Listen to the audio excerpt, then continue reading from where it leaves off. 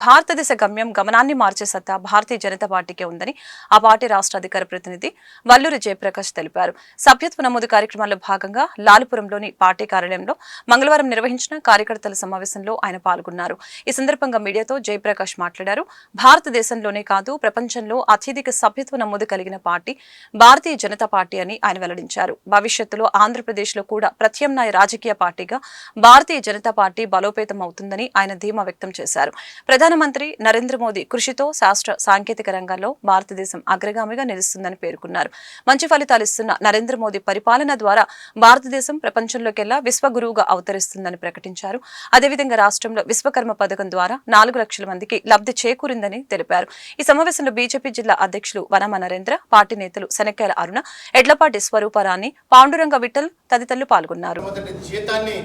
కేంద్ర ప్రభుత్వం భరించే విధంగా హామీ ఇవ్వటం, అదేవిధంగా దాన్ని అమలు చేయటం, అదే రకంగా సుమారుగా 23,000 కోట్ల రూపాయలతోటి వారి కోసం అని చెప్పి యువత కోసం ప్రత్యేకమైన నిధి ఇవ్వటం, ఇలా చెప్పుకుంటూ పోతే మొట్టమొదటి 100 రోజుల్లోనే నరేంద్ర మోదీ గారు ఏ రకంగా అయితే గత 2 సార్లుగా చేశారో 3వసారి కూడా అధికారంలోకి రావడంతో ఈ దేశ హితం కోసం వారు చేసినటువంటి ప్రయత్నం మనందరం కూడా ఈ సందర్భంగా తలుచుకోవాల్సినటువంటి అవసరం ఉంది.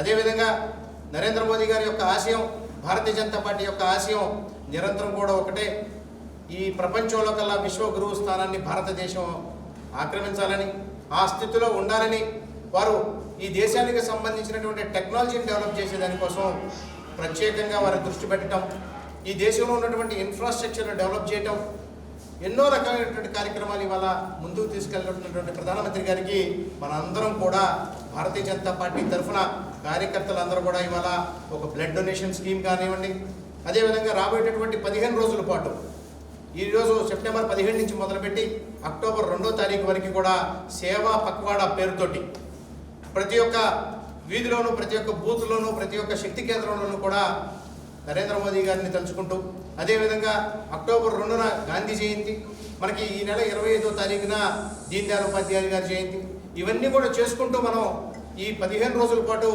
ప్రజలకి చేరువయ్యే విధంగా మనందరం కూడా ప్రయత్నం చేయాలి అని చెప్పి ఈ సేవా పక్వాడా కార్యక్రమాన్ని కూడా నిర్మించుకోవడం జరిగింది.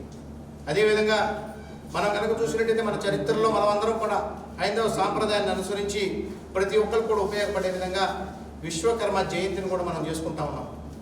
విశ్వకర్మ సెప్టెంబర్ 17వ తారీఖున వారు జన్మించారని చెప్పి దాని ప్రకారంగా కార్యక్రమం అంతా కూడా జరుపుకోవాలని చెప్పి గత సంవత్సరం ఏదైతే మొదలుపెట్టారో ఇవాళ ఈ దేశంలో ఉన్నటువంటి సుమారుగా 23 కోట్ల మందికి ఈ పథకాన్ని అమలు చేసే విధంగా, విశ్వకర్మ పథకాన్ని 18 చేతి వృత్తుల వాళ్ళకి అమలు చేసే విధంగా నరేంద్ర మోదీ గారు సంకల్పించినటువంటి కార్యక్రమానికి సంవత్సరం అయినటువంటి సందర్భంగా ఇవాళ చూసినట్లయితే మన ఆంధ్ర రాష్ట్రంలో సుమారుగా 2.5 లక్షల మంది విశ్వకర్మ కోసం 20 లక్షల మంది విశ్వకర్మ కోసం అప్లై చేసుకుంటే సుమారుగా ఒక 4 లక్షల మంది వరకు ఇవాళ ఈ రాష్ట్రంలో రకరకాల చేతి వృత్తులు వాళ్ళందరూ కూడా బెనిఫిట్ పొందినటువంటి పరిస్థితి.